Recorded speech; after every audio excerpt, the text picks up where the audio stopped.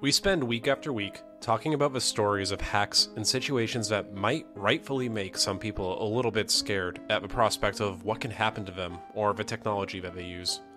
But on What the Shell, for the most part, stories are all that they are. And even in my limited scope of 25 episodes at this point, it's hard to say that my outlook on security hasn't changed. I've known most of the high-level details of these things, read the news headlines, but hadn't really ingrained myself deep into the stories for some of these unless it was absolutely necessary until doing this show. But what if someone decided that they were going to go to the source, and not just tell the stories, but take a trip down the rabbit hole to meet the people that were directly involved? For the last several years, every other Tuesday, I've been listening to someone do exactly that. Talking to people involved on both sides of the equation to get the details of some of the best stories I've ever heard. But how might that continued exposure to topics involving nation-states, the dark web, and even talking to some of the criminals involved have an impact on you? Today, I'm excited to say that we have Jack Rhysider from Darknet Diaries on to talk about his experiences, what lessons he's learned, and what's left a lasting impact on him in his time working on the show. So today, I'll take a step back and let him have the mic to explain what the shell it's like going that far down the rabbit hole. I know there is a small pool of my audience that isn't familiar with you or your show. Admittedly, a small pool of a small audience isn't a lot, but do you think we could start with who you are and what Darknet Diaries is? Yeah. So I think we don't need to explain what a podcast is. I think that part's covered. The show I make is called Darknet Diaries, and it's very much like yours. It goes into stories of cyber criminals and defenders and incident responders and all this kind of stuff. And what I try to do is get the story from the trenches, right? So a lot of experts reach out. Can we come and tell you about the latest trends in ransomware? And I'm like, nope, don't want to talk about that. It's those people who had the worst day of their life at work, and cybersecurity related. That's the story I want to hear. What happened? What went wrong? What went right? And let's hear about it. And I feel like these stories are really exciting when you talk to them, when you talk through it in that point of view. Sometimes you hear, oh, there's this major malware discovered, or this virus, right? CVV-10, and okay, patch all the things, hair's on fire, let's go. But I want that shoe to drop. I want to know, when does this get used in the wild? What was the impact? And who got infected? And then that's the story I want to talk about, not the potential issues, but the actual stuff that happened. So it's almost like a historical look back at some of the crazy stuff that's happened. So it sounds like, 9 out of 10 times a actively exploited vulnerability might be out there, everyone patches it, but the 1 out of 10 that it got through makes an interesting story, and someone unfortunately had to deal with the repercussions of that. Yes. And that's in a little bit. Yep, and I don't mind if it's like a 10-year-old story, because sometimes those things have evolved quite a bit over time. You hear about, oh yeah, there's that vulnerability that showed up, but then you don't hear about, well, that resulted in a whole zoo going out of business or something, and you don't hear about how that's made a whole secondary industry that's going to try to mitigate these kind of attacks, and you don't hear about how that has captured the criminals involved and what their side of the story was, and why they even use this, and how they use this, and where they learned it from, and all that kind of stuff. So that's what I kind of try to do, is encapsulate that whole thing, soup to nuts. Where did this start? Where does it end? And if there's an ending to a story, then that's when I think a story is ready to tell. Yeah, I mean, speaking of where did this start, I wanted to ask a little bit about where you started, because you started this around, 2017 or so, and I was hoping you might want to talk a little bit about the road that led to Darknet Diaries. I know you were working in network security, right, for a little while? Yeah, well, it's 10 years, really. So I got my degree in computer engineering, but, a degree is a little bit about everything. It doesn't really put you as a master of one thing. So I didn't really feel confident going in any particular direction until I... And so I floundered with careers for a while. I was doing everything but IT. And then I was like, I want to do IT. So I went and I got my Cisco Certified Network Associate, CCNA cert. And that got me in this direction of, okay, networking. And then that got me into a network operations center. And then from there, I just kept certing up and getting more certs. And somebody said, hey, there's a security engineering position open. Do you want it? And I said, engineer. That's all I heard was engineer. I was like, engineer, of course, that's what I wanted all my life, to be an engineer. So I jumped on it, and they said, okay, what are the commands of a firewall? And I was like, a firewall? I don't know. I know routers and switches. So I really didn't know anything about security. And they said, you're hired because you have the attitude we need, I think. And it was the perfect thing for me because it really, I didn't really care what direction I was going in. I just wanted to do some, meaningful IT work and get my hands into the devices, right? And so I ended up in security, but it was perfect for me because with security, you really need to know a little bit about everything in IT. You have to know, about binary and file formats and bootstraps and operating systems and networking and the whole thing. And if you don't really understand that and you're trying to patch things or mitigate or detect threats, you don't know what you're looking for. You don't know what you really need to do. You don't know what options there are or how to pick things or what's going on there. So it really was like the perfect thing for me to get into. And like I said, I kind of randomly landed there. But that's where I ended up staying for 10 years, is doing network security engineering, configuring firewalls, intrusion detection systems, and monitoring logs and just trying to mitigate threats on the edge of the network. I think it's weird. It kind of echoes a little bit how the start of my journey went. I went from military IT into network security, and I've come out of network security since then, but I don't think I had a better overview of like everything that was on a domain as better or as good as when I was configuring firewall exceptions for each of these and when I was making sure I understood what was coming in and out on a day-to-day basis. So like you're saying, being able to understand a little bit about everything in your own network and apply that context, that was like a key in terms of fundamentals in there. Yeah, it was really extraordinary I had a really fun time doing that. So, at 10 years doing that, and then I kind of got burnt out, and I thought, okay, maybe I should make a podcast. And so I put Darknet Diaries together, and I saw some good potential right at the beginning, and I decided, okay, I'm going to quit my job and work on this full time.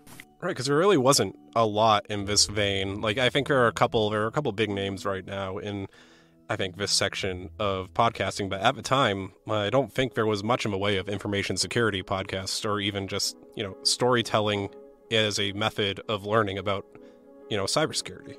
Yeah, the bulk of it was, interviews with leaders in the industry. And of course, they're going to give you 10,000-foot views. They're not going to be down in the trenches. And then there is news. So here's the latest news that's happened. And that's a lot of it, right? So interviews and news. And I wanted stories. I wanted to hear, like, tell me a good story about Stuxnet. Tell me a good story about how the government, the U.S. government, NSA, infiltrated the Greek government and an ally of ours and took over their networks because they came in to help defend, the Olympics when the Olympics were in Greece. They're like, we'll help you defend this. There's a crazy story behind all that. And so these are the stories I want to hear. Nobody's telling these stories. They're talking about the latest news or the trends that are going on in security space. And I saw this gap. I wanted this. I wanted to be entertained because I think that this has a lot of drama.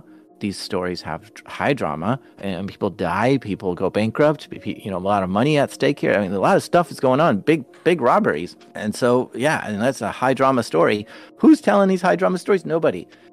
There were a couple podcasts, but I didn't quite know them at the time. So that's why I was just like, well, I love podcasts a lot. I listen to tons of podcasts. I might as well try and make one. And having 10 years in the industry, I might as well. So give it a shot.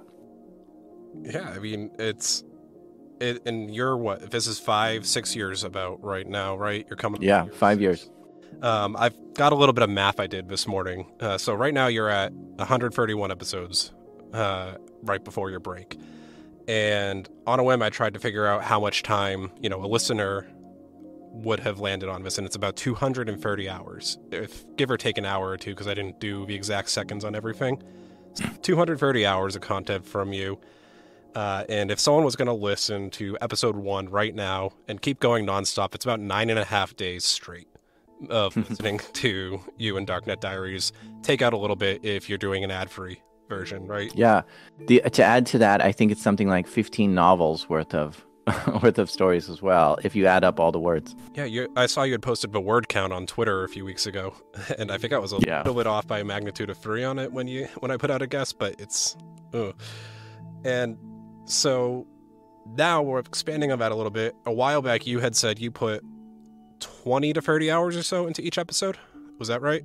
Yeah, easily. And if you average at, say, 25, that's 3,300 hours on your end. Jeez. On top of the 230 hours for just a listener. And my point is just kind of to emphasize how much time you're spending in these topics. And I'm wondering, out of the 131 episodes, out of those 3,300 hours, are there any that have had a lasting impact on you, either positive or negative, like an episode that you just find yourself going back and thinking about over and over again?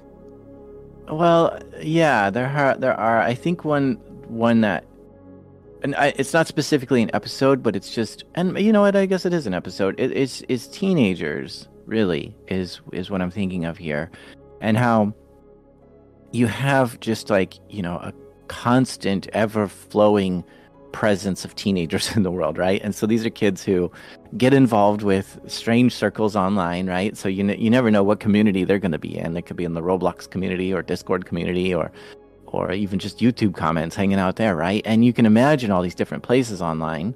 Instagram, Kick, you name it. And what they're seeing in the world is totally different than what you and I are seeing, because this is their friends, and their friends are making memes and having some strange humor, who knows? And they're coming up with ideas. And these ideas, you don't necessarily know are wrong, because it's like, oh, that makes sense. We can try to, you know, use this cheat in this video game. Is that illegal? Is that wrong to cheat in a video game? You know, and then it's like, well, let's see if we could cheat other players in the video game, right? And you start getting involved in this thing that's kind of like, you don't really realize it, but you eventually get into illegal territory, right? And it's hard to see it clearly because your entire social circle is doing this sort of thing. And so it's like, everyone's doing this. Well, not everyone, just everyone in your little tiny circle of the internet. But that's just kind of the way our filter bubbles work on the internet. And so I think the concept here that sits with me that I can't figure out is how do we solve the problem of teenagers attacking things like DDoSing their school, changing their grades, attacking other players in some of the video games, right? I mean, we're talking about some pretty bad stuff when we get into it, such as, you know, swatting. And swatting has sometimes led to people dying. And so you don't really have, you go to Cisco Live, you go to RSA conference, and you see a vendor that's a security vendor saying, we can solve any threat to your network, right? Like, what about the threat of someone dying from getting swatted and the teenagers out there attacking in really, really nasty, malicious ways sometimes? And that's what sits with me. This is something, and it's ever present. That's why I said at the beginning, right? It's not something that's like, okay, well, let's just go talk to that teenager. Well, that teenager's already 25 years old by the time you figure out who you need to talk to and sort that out. It's gone. You've already got a whole bunch of new 13, 14, 15-year-olds that are just learning this, and you can't quite get to them, right? It's one of these, like, races that you're never going to win. And so there's one episode, I think it's called Dirty Comms, where I find... it was a teenager who brought this story to me, but he brought me a whole bunch of articles and stories to read up on. But basically, there is, I mean, if you think about when I grew up, it was the scene, right? It was the Where's scene. It was hackers and freakers and crackers, and we were all going on to IRC, and we were trying to share like what we knew and stuff like that. That was kind of my teenage days. And then 2005, 2008, you've got anonymous, right? And if you're growing up as a teenager in those days, anonymous is something that you'll run into at some point as a teenager, right? And so now you're in different IRC channels, you're on different chat channels. It's got its own attitude, its own momentum, right? But we're here in 2023. What are the kids doing now? Anonymous, you don't hear them doing anything. They're not in the news anymore. And the Where's days is long gone. Freakers. What are they doing? Hacking payphones? There are no payphones anymore, right? So what are the kids of 2023 doing? And so this is what kind of the interesting thing that just is fascinating me right now. And this episode, Dirty Comms, is kind of a story of like, here are 20 things that these kids are doing, these teenagers are doing, that is making money illicitly online, and things that you just never think of. Like, oh, I have a friend who works at Taco Bell. If we can identify someone who has a Taco Bell account, we can take over their account and then order free burritos for ourselves because it'll go to their credit card and not ours, right? I mean, this is the stuff they're thinking of. And it's wild to just go down the list of like, yeah, we've been able to figure out how to get free Hilton's stay or free Apple Pay, like get someone else's Apple Pay account, or buy a laptop, take it out of the box, put a brick in it, send it back, and return it and get our money refunded. Like, there are tricks to do this sort of thing. And there's just it's just endless circles of teenagers working on this stuff to try to make money. And, a lot of stories I covered, sometimes they steal like $1 million in crypto heists and stuff like this, right? So $1 million licks from a 15-year-old on a Friday night or a Thursday night, and then having to go to school Friday. Like, it's such a crazy idea in my head that this is what's going on. Because when I was a kid, it wasn't going after $1 million; it was trying to get Grand Theft Auto 1 downloaded for free. And that was like the big win, right? And so it's wild to see it progress to this stage, and it just gets nasty and dirty and dark, and it's wild in so many ways. And I think it does kind of stem with some of these kids in terms of like, there's a core level of, I'm gonna impress my friends and I'm gonna make a little bit of money that I think kind of rings through. We have someone who has reached out to our show who's talking about how he's making money as a teenager doing Counter-Strike mods. He's coding a login portal for a Counter-Strike hack team right now. And I'm like, you're 15. Go back to school. This isn't, take a step back on this. Like, but you have incredible talents if this is what you're doing with your time. But it's weirdly, like, I think it's a little bit of a reputational thing too. And then you were talking about going with GTA and things like 4chan in the mid 2000s. I remember installing games and hoping that the cracked DLL file that I got would work. And now, with retrospect, being like, why was I just replacing DLL files in my games? Like, that was not a good idea. No, it wasn't. But it did give us it gave us plenty of troubleshooting opportunities when things start breaking and you're like, what is happening? Let's delete all this stuff I just downloaded. You learn how to deal with that a lot from getting that stuff going. And then one anecdote from when I was in high school that you hit almost verbatim was like around the mid 2000s. There was someone in my high school who had spent some time on 4chan and got a copy of Low Orbit Ion Cannon. The like real basic denial of service tool. And one afternoon was like, I'm going to point it at our school's website and see what happens. And the site went down, and I think that he had an oh shit moment of, I am not touching this again, because I did not expect anything to actually happen about this, and I could have seen that going one of two ways. Either, he gets a high out of this and does more, or that's it.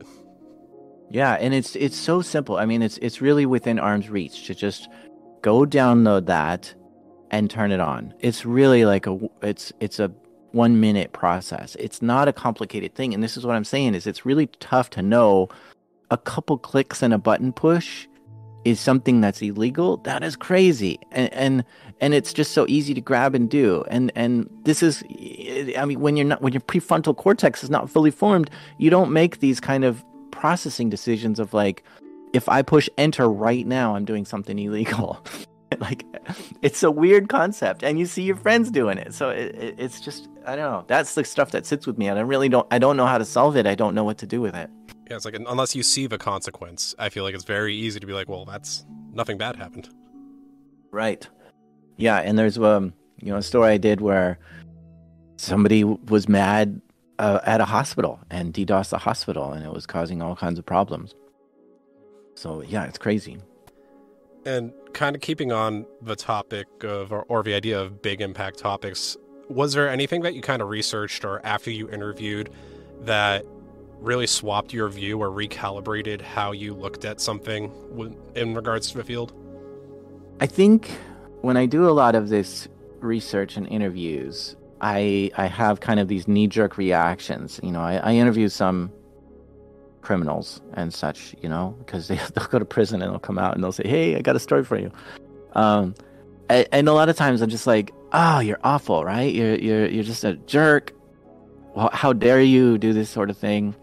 And that's kind of like my knee-jerk reaction to say that to them. But I always try to take my second opinion. My second opinion is like, wait a minute, what am I missing here? Why am I being so judgmental? What are my blind spots? So what I'm missing is I don't know why you're doing that. And if you explain to me in a way that makes sense, then all of a sudden I'm on your side and I'm cheering for you. Like, yes, you should have done that. That's absolutely what I would have done too if I was in your situation, right?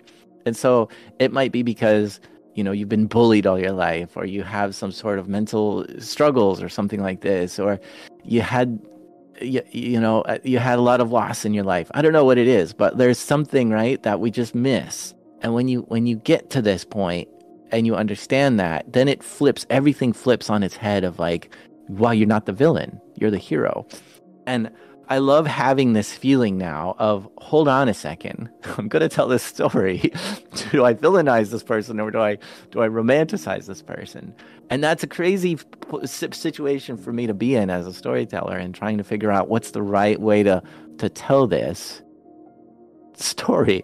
So I flip it out like on so many different stories when I'm researching, and I'm just like, there's something I don't get here. I'm getting too mad about this, right? Or something. That's kind of a broad concept of changing my views, but it's how I like to approach a lot of the episodes. And I like the idea of understanding the journey that got someone where they were. In my head, while you were talking about that, I was thinking a little bit about the Gollum Fun episode. I'm like, I think you could have told that story from one of the agent's point of views too, and it would have been a completely different tone that I probably still would have been on the side of the interviewee for. Like, it would have been understanding the agent's journey and following them, be like, yeah, let's go. But you also did it for his side, and it was like a very interesting story to hear from start to finish. And as you're talking about giving context to every decision that was made. Yeah. With that one, I went way back to his childhood, right? Before we even get into any of the online crimes he did. Like, I want to talk about your sister and your mom and your stepdad or your grandpa, right? Like, and when you hear that context, that's when you start to say, dude, this guy is going to have a rough life. There's no way that he can't. He's doomed from like age 5. And so now let's do it. Let's unravel it. Let's see where we go with it. And it's crazy. Right. It shows, those, they don't call it the formative years for nothing. Like, if they're not the best, like in that situation, unfortunately, you're given a mold that's kind of hard to break out of that puts you in a bad place. Yeah. And your last episode before you went on break was Welcome to Video. I really liked that episode, but the idea of talking about child exploitation, it's something that I figure must have been a little bit hard on you, and especially the interviewee, mentally. Are there topics like that you maybe wish you hadn't hit or hadn't done, either because it did hit you mentally or after a fact that you thought that might have been better left untouched? Yeah, with these ones, it's really difficult to do journalism on because you got to prove it. You got to research the facts and all this kind of thing. How far are you going to journal? How far are you going to prove the facts of there's child exploitation material on sexual exploitation material on these sites? Like, I did another one on Kick about how there's a lot of it on Kick. It's a social chat app. And I got into like a vigilante circle, I should say, of people who are trying to stop it, identify, stop it, dox these people, report them to the FBI, whatever it is. And so they're the ones who have to go identify like where this is and who has what, and like confirm that this is actually, yeah, these people are trading some pretty ugly stuff. And if they have it on their computer, then that is a problem, right? And they're taking screenshots of this and all this kind of stuff.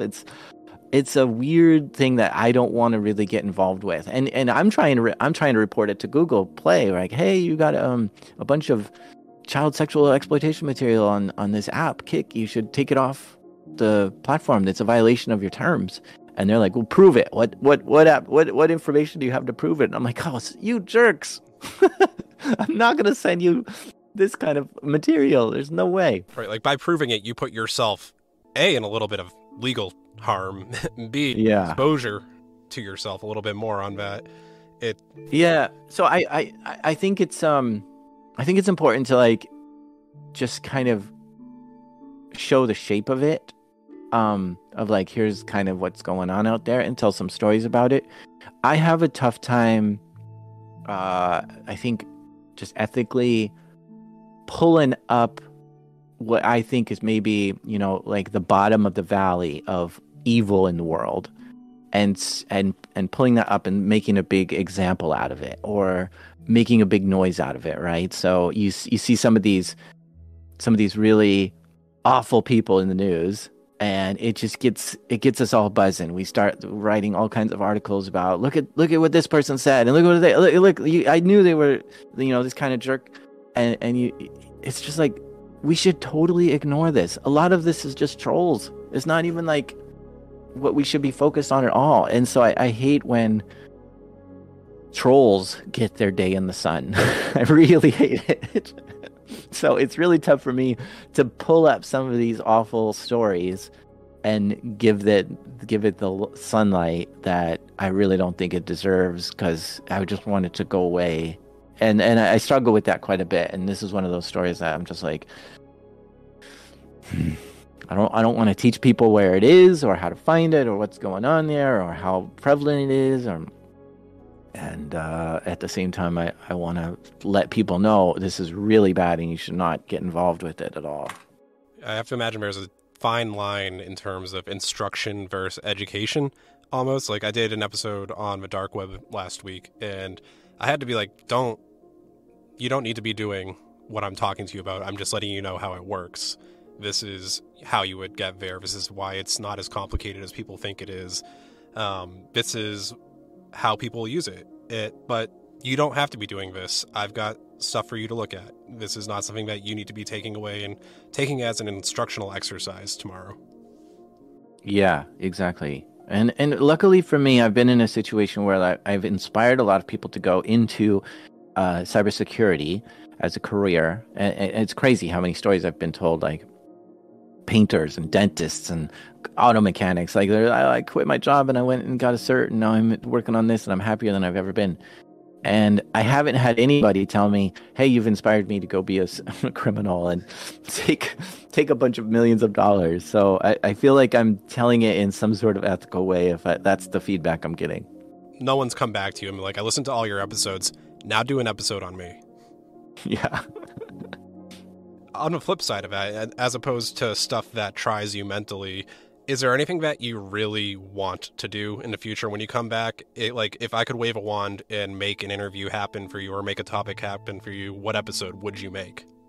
Yeah, I mean, my favorite episodes are the ones that you, the listener, could never, ever, ever, ever, ever hear or experience on your own. And so, a lot of times I'm at DEF CON, the hacker conference, and you hear at the bar or in the hallway the craziest stories, right? And they're never going to make it to light. They're never going to be on any place ever. You're never going to hear it ever. And half of it may be made up, but what are the truth parts? Those are interesting. And I mean, just crazy stuff that's going on in the White House, and stuff that's going on in other countries and in schools. Just really wild stuff. And so I want to hear those stories that have never been told, right? But I think I'm always trying to push that like I think a lot of podcasters have a tough time finding guests, right? Where's a good guest? I have a tough time finding guests because I want to keep pushing to that zone of, oh, I can't talk about that. Oh, yes, I absolutely know all about that story, but there's no way in hell I'll ever be able to tell you about it, right? That's the space that I'm playing in constantly. And so, with that in mind, of course, I'd love to call up Fancy Bear and interview them for a podcast, or North Korean hackers and interview them, or Iranian hackers or Israeli hackers. I actually did have Israeli 8200 members, at least 3 now, on my show to talk about a little bit about Unit 8200. At one point, we did go into quite depth of Unit 8200, which was really exciting. But I mean, this is like the NSA of Israel. And so I can't get GCHQ to talk ever, right? The UK's NSA. They are just so like, nope. And same with Canadian. They're just like, nope, we will never, ever, ever be able to talk about your show. But I've had 6 people from the NSA on. And so I'm kind of ticking off some of these boxes of like, okay, I got the NSA. I got one other country. And so what's Fancy Bear's phone number? Like, how do I call them up, right? And that would be amazing to have just, adversarial nation state actors give all. That's the space that I'm pushing. Yeah, to hear the other side of some of the big hacks would be insane like that. And then also I'm thinking, as you're talking about this, like, what if we applied the same kind of methodology of understanding how someone gets to that, right? How do you end up in the APT, and how do you end up on the other side of these nation state attacks that we're listening to? I would want to hear that story. Mm-hmm. Yeah, there's a lot of mystery out there in the cyberspace world, and it would be fun to break one of those mysteries wide open on my show and be like, dude, Jack found the guy who is the Zodiac killer or something, right? Like just something at that level of like, oh my gosh, and it just becomes like the news for the week. Yeah, unraveling your own cybersecurity mystery at this point. Yeah. And then this is a little bit of a change in topic, but on your website, when you posted about the break, there was something that caught my eye a little bit. You mentioned that when you came back, you were looking at doing stuff that's more philosophical in nature, or doing comedy videos. And I've listened to all your interviews with you where you get a little bit into the idea of maybe knowing yourself. And we've had some fun interactions online on Twitter and in Discord, but I think most of the audience might not see that side of you as much. To them, you're always deep down in the dark net. So can you talk a little bit about what those projects might look like, or that side of entertainment that interests you, the philosophical and comedy side of it? Yeah, I mean, I feel like all my life I've been trying to fill my brain with knowledge, right? And I thought that would be like my biggest tool to have with me. And somewhere in the pandemic, we kind of reset our thinking of everything. And you kind of revisit some of this stuff. And somewhere in there, I kind of realized, wait a minute, where are my thoughts? They're just in my brain somewhere, but there's really no place where this consciousness even exists. It's in this like a nothingness. Like, where is consciousness? So that like derailed like so much of my thinking of like, I've been shoving all this like memory in here, yet I have no, like, it's all just on a like a flash drive. It's not even like hardcore. It's not cold storage, right? Like, what's going on in my brain, right? So it really told me to like turn around and look at yourself and see what's going on upstairs. And that's where I just started like learning about consciousness, and that unraveled to all kinds of other things, right? Just philosophical ideas in general. And I was like, let's go back to the beginning and learn like Socrates and Descartes and all these big thinkers and catch up to where I am now, and what do we need to know now? And like, I think where I landed on this is like, okay, here we are in 2023. How does all this philosophy from the past help us here? Because the world is changing in such a fast pace technologically, and we're going through some major changes. How do we navigate this, right? Like, what is the best way? What do we need to know to prepare for the future, or even now? And it doesn't seem like some of our old ways of thinking is working through here. Like, I'll give you an example. I think we've kind of gone through three major shifts of who we trust over time, right? So for a long time, we've trusted religion to be what we follow and listen to and do as it says. But then we kind of shifted to, actually, we know what we're doing. We can trust ourselves. And it's more of a humanism kind of approach. Like, I know what I'm doing here. I'm going to trust myself. I don't really need some sort of upper being to explain to me what I should be doing with my life, making purpose for me, or anything like that. I have my own decision-making power. And that is kind of, been shifting slowly for the last couple thousand years. And you would think that would be kind of where we end up, is we're the ultimate deciders of truth because we have the capabilities and the faculties to make decisions on our own. We're just equipped with it. But look what's happening now. We have data in computers that is able to collect and see so much more than we can process mentally. We can't see all of our DNA, for example, right? And process our genomes. Even if you give me the report of like, here's the billion strands of DNA in your body, figuring out what you need to do, I won't be able to look at it and understand it. I am no longer the arbiter of truth. The data is, the computers are. The computers can figure things out better than me and more accurately than me and faster than me in many cases, that can do major things like decide my future for me, my health, what car I should buy. I mean, a lot of our decision making could be put into the hands of a computer now, and where we're taken out of the decision making process. And so to me, this is like a major shift of, whoa, who's got the power here to do this decision? It's now a computer. How do I navigate that? What do I need to know? What do I need to equip myself? Like, if I'm going into this jungle, what equipment do I need to like navigate through this? And that's kind of where I've been doing a lot of thinking, is on consciousness and in technology in today's world. Navigating that is something that's crazy to think about. A few weeks ago, you posted something online that was like, an average person, if they read one book a month, will read, 700 books in their lifetime. And you posted a bookshelf as to what that looks like. And it's a lot to think about. That's a lot of things that you could read. But then the idea that amount of data is being uploaded in the blink of an eye every second of every day, that's all. Think about the stuff that you are not going to be exposed to and how you need to be able to filter through and interact with these things. It's just a whole lot of data to process. And I think what I've kind of am trying to focus on here is learning like what my self is and what my needs are and what my desires are, because I feel like a computer will be able to shape that and convince me that this is what I want when maybe that's not what I want.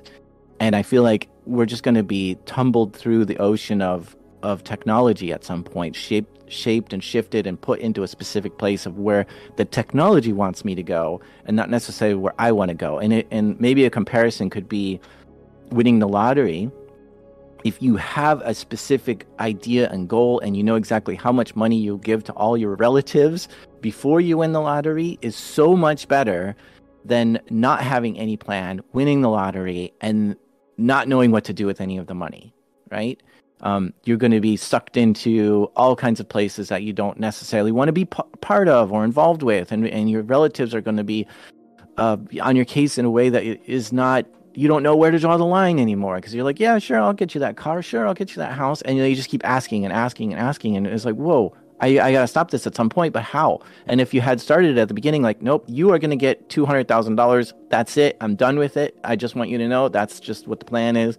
And that's it. If you start that from the beginning, then it's a lot easier to navigate that going forward, right? And so I think this is kind of what that feeling is for me, of like, what is it that I need? What are my core values? What are my goals in life? And let's make sure that that's written down nice and solid, so that when AI comes and starts convincing me to do things that maybe I don't necessarily want to do, I can refocus and recenter and reset and say, no, you don't know me, I know me, kind of thing. The ability to know yourself enough to recognize when an external force is driving you a little bit. Yeah, and I feel that when I arrive in like another town like San Francisco or New York, you don't know what you had a plan, but screw that plan. All of a sudden, you're just going with the river of people, and you're looking at this and you're looking at that, and you really like a week goes by and you're like, shoot, wasn't I supposed to do something here? And then what about the comedy side of that? Because again, that's something I don't think we see a whole lot of beyond maybe a couple interactions every other episode in terms of, jokes. We get your jokes at the end of every episode, but yeah, I mean, every now and then I just come up with an idea of like doing all the wrong things on a computer. And like there's sometimes where you might see somebody. I don't know. I come up with some visual gags, and it would be fun to put it together. And someday I will. But it's not really the focus so much right now. It's mostly philosophy. Gotcha. And then I guess now to kind of close things out a little bit, if we could, I'd like to touch on what your approach is to personal security, and if you had any kind of lessons learned that you've been able to take from all your episodes that you could share with the audience. Yeah, it all comes down to your threat vector.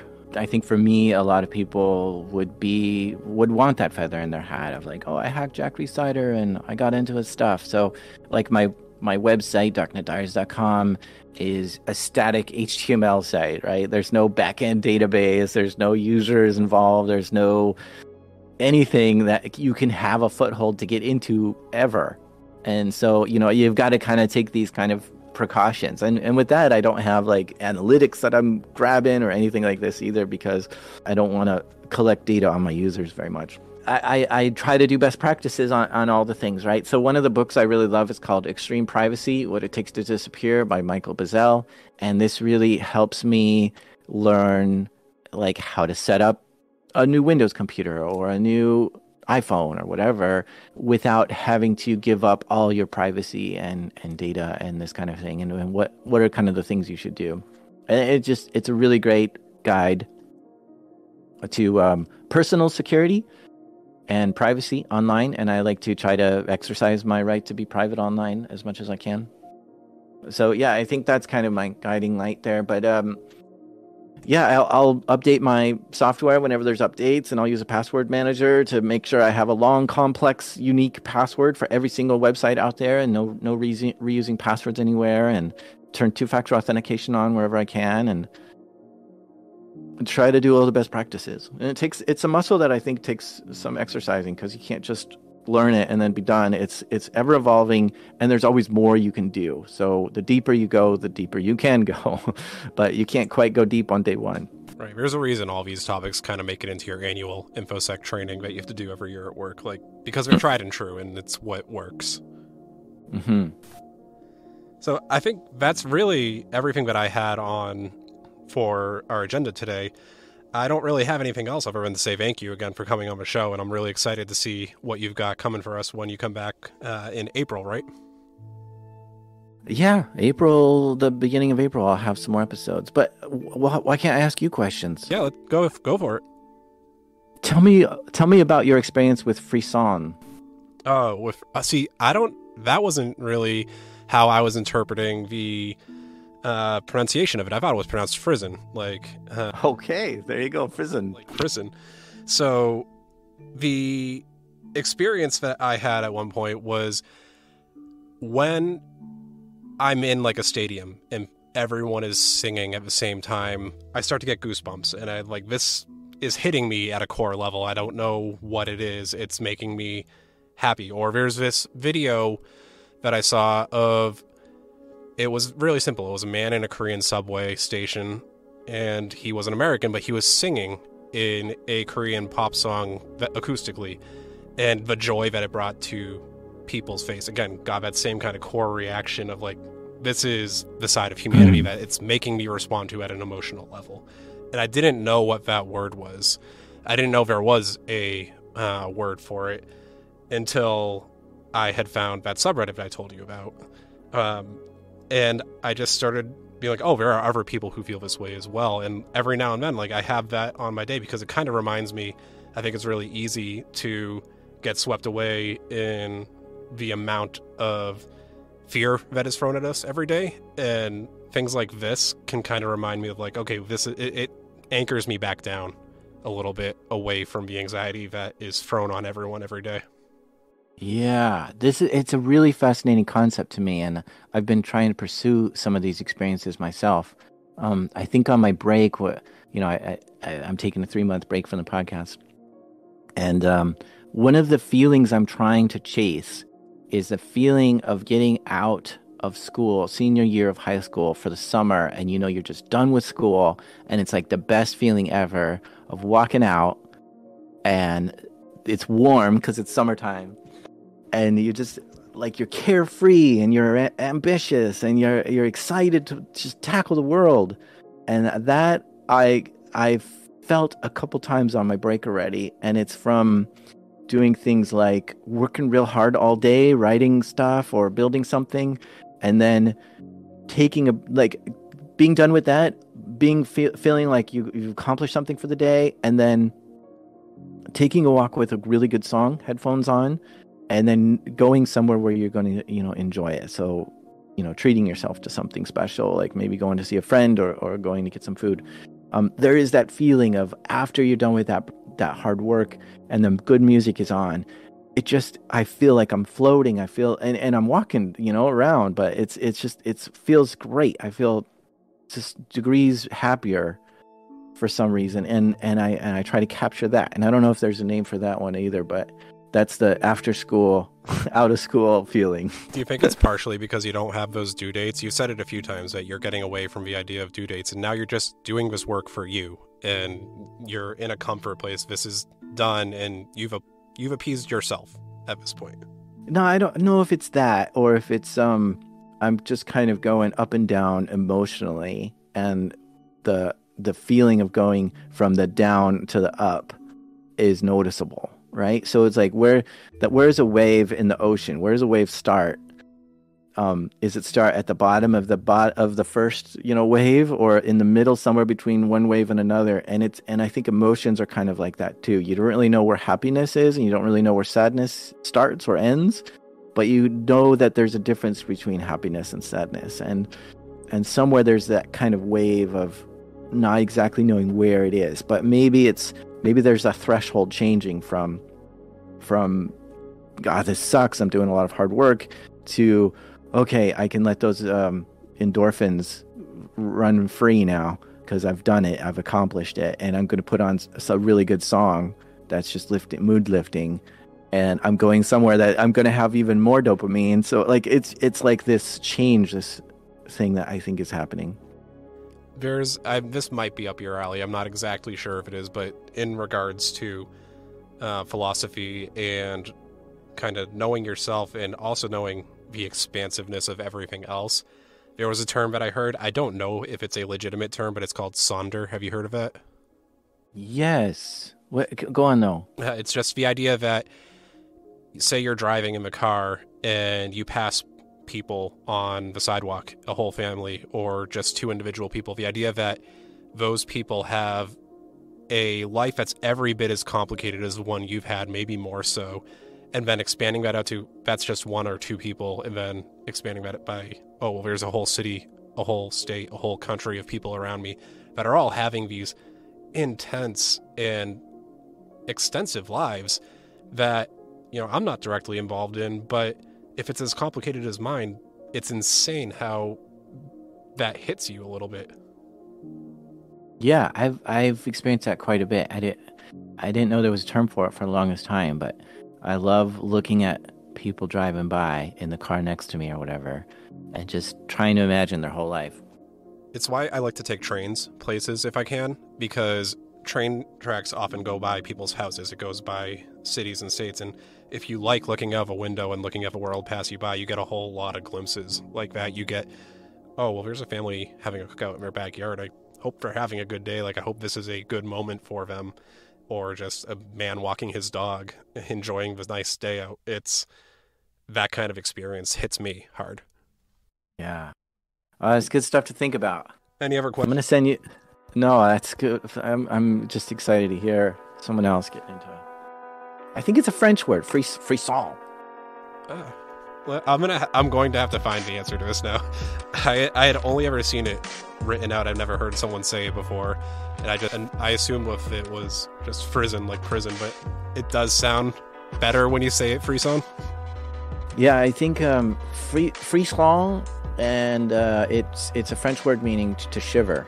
Okay, that explains like the goosebumps kind of feel for it. Mm-hmm. Well, it's been a lot of fun, Doc. Thank you very much. I again appreciate it. I wasn't, I'm in a separate Discord with some other like lower level content creators, and they were like, "How do you get guests?" And people just say, "Take the risk." And so I said, I've talked to you a few times off and on Discord, asked occasional questions, and then we met at DEF CON. And I said, "All right, I'm just going to take the risk and invite you on." And it does mean a lot that you came on.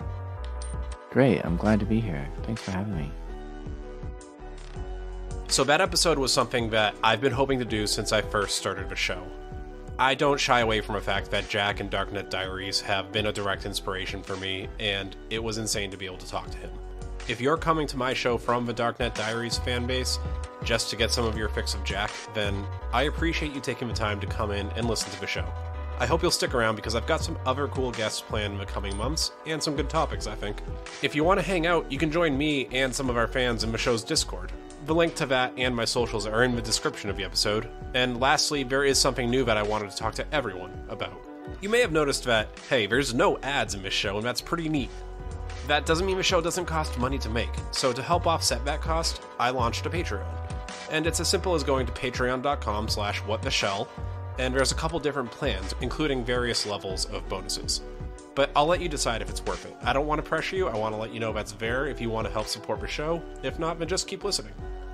I'm John Cordes, and I just want to give one last thanks to Jack Rhysider for coming on to explain what the shell it's like doing what he does. Also, this episode couldn't have happened without the support of the patrons, of which we already have a few, so thanks to Chris Finnick, Ben Marcarell, Fiert, Tyus Ashworth, Pseudo, and last but not least, the user that's testing out the limit of characters in his username. Quote, "I use Pot of Greed to draw free additional cards from my deck. Thank you for supporting the show. It truly means the world to me. I'll see you all next week for another episode of What the Shell."